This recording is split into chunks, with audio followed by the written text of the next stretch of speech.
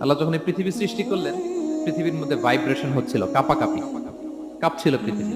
আল্লাহ পৃথিবীর কাঁপাকাঁপি বন্ধ করার জন্য এই পেরেকের মতো পাহাড়গুলোকে পৃথিবীতে ঠুকে দিলেন, কাঁপাকাঁপি বন্ধ হয়ে গেল। এই দৃশ্য দেখে ফেরেশতারা বলে, ইয়া রাব, হাল মিন খালকিকা আসাদ্দু আলাল জিবাল। আল্লাহ, পাহাড়ের এত শক্তি, পৃথিবী কাঁপতেছিল, পাহাড় আপনি ঠুকে দিলেন, পৃথিবীর কাঁপাকাঁপি বন্ধ হয়ে গেল। আপনার সৃষ্টির মধ্যে পাহাড়ের চেয়ে শক্তিশালী কিছু আছে? আল্লাহ বললেন আছে। সেটা কি? আল হাদিদ। আল্লাহ বললেন সেটা লোহা। কারণ লোহা দিয়ে পাহাড় কাটা যায়, ঠিক কিনা? লোহার কথা শুনে ফেরেশতারা অবাক। লোহা পাহাড়ের চেয়ে শক্তিশালী? ফেরেশতারা প্রশ্ন করলো, ইয়া রাব্বি হাল মিন খালকিকা আশাদ্দু মিনাল হাদিদ। তাহলে আপনার সৃষ্টির মধ্যে লোহার চেয়ে শক্তিশালী কিছু আছে?